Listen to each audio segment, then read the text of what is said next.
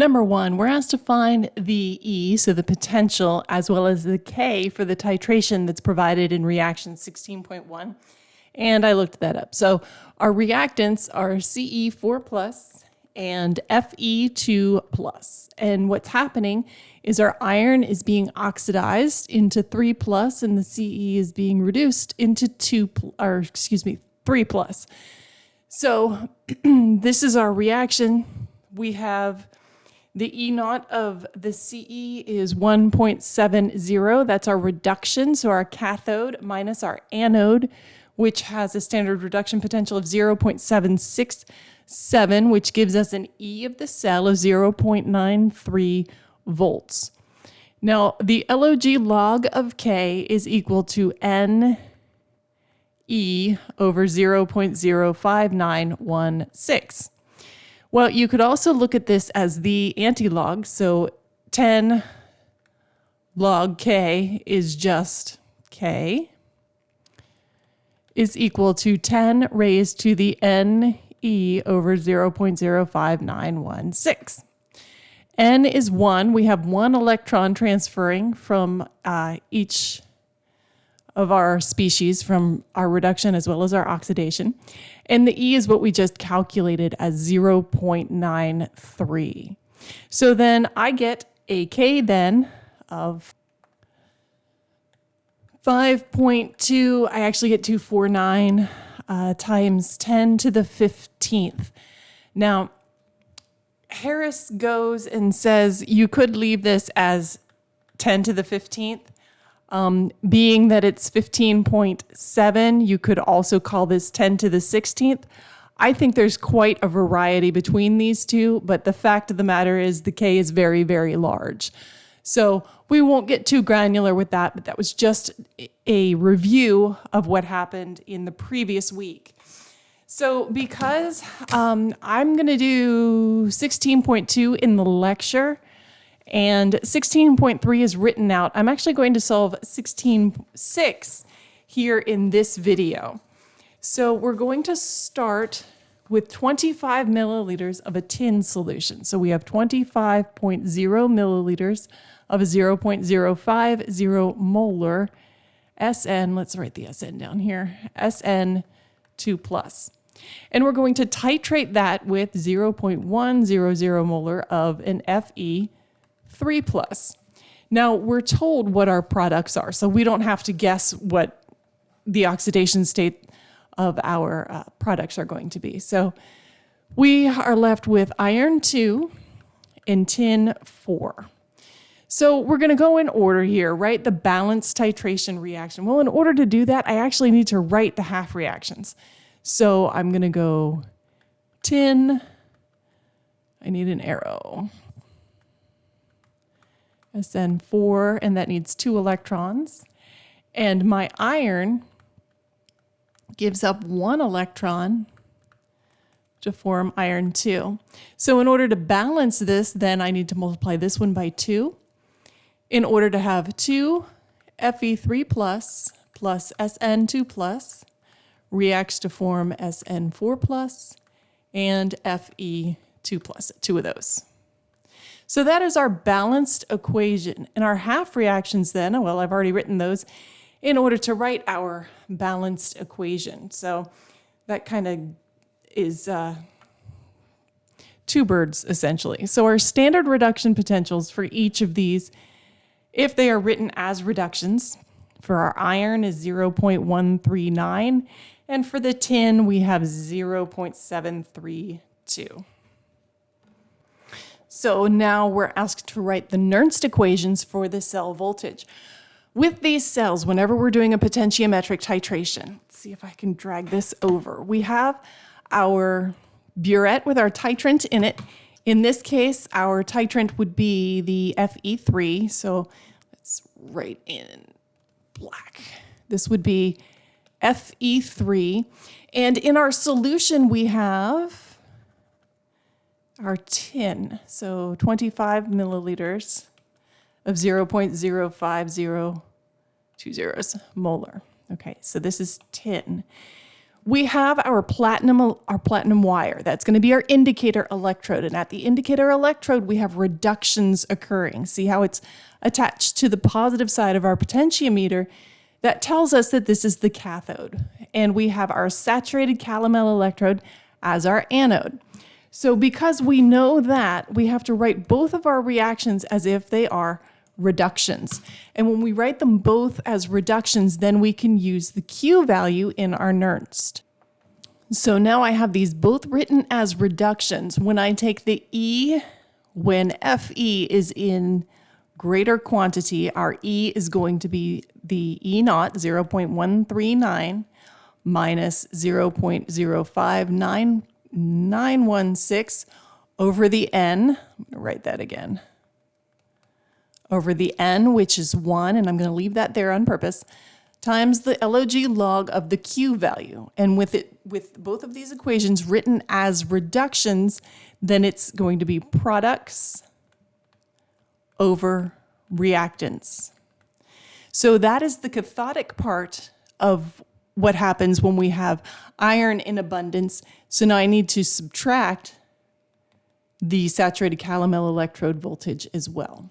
So the E, when tin is in abundance then, is going to be, oh, I flipped those, didn't I? I did, I flipped these.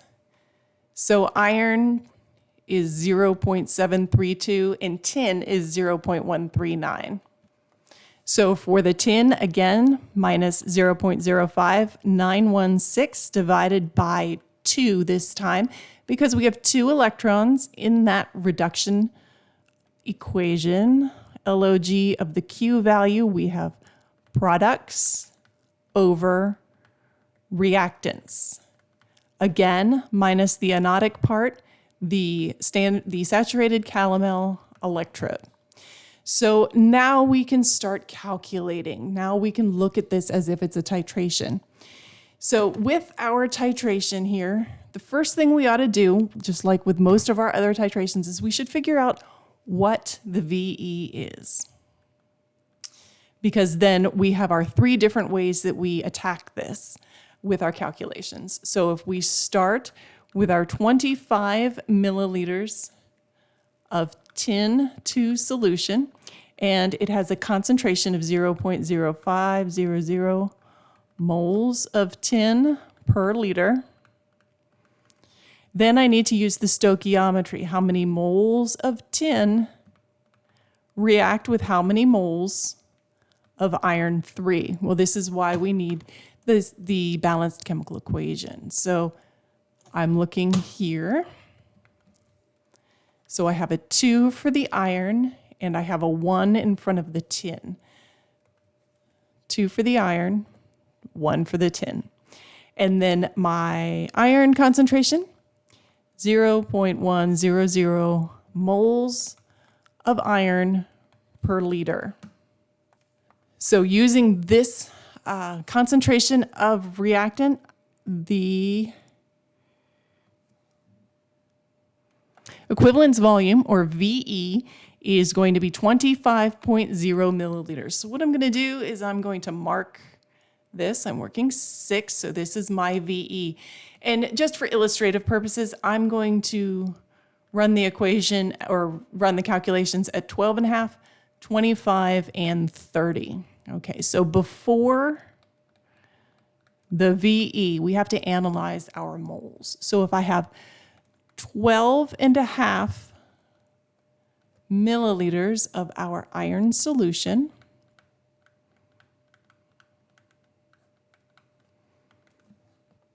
then I'm going to take this another step further.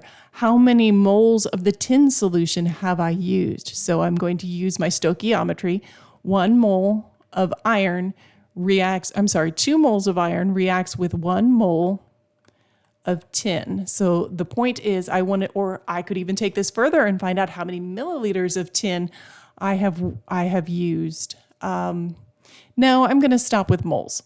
How many moles of tin have I used? So 0.025 times 0.1 divided by 2. So I have used 6.25 times 10 to the negative 4th moles of tin. Well, how many moles of tin did I start with? Well, 0.0250 liters times 0.0500 moles per liter. I started with 1.25 times 10 to the negative third moles of tin. I used 6.25 times 10 to the negative 4 moles of tin by titrating it with iron. I've pushed that over to the product side. So I have 6.25 times 10 to the negative 4 moles of tin 2 left. Now, just like with our other, let's erase this part, just like with our other equilibria, we started with some amount, 1.25 times 10 to the negative third. I have titrated, so I have removed this 6.25 times 10 to the negative 4, and these are moles. So I'm left with 6.25 times 10 to the negative 4 moles of tin. When I took this amount away, I added it here. I pushed that many moles of tin 2 into tin 4. So that's how many moles of tin 4 I happen to have at this point as well. Now I chose this one in particular because this is the half equivalence point. Now because we have an excess of tin, I'm going to use this equation here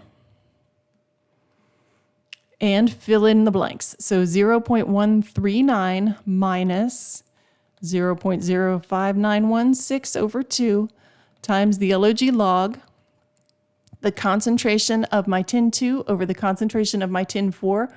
We can also use moles here. They happen to be the same. So it's going to be the log of 1 minus the saturated calomel electrode voltage.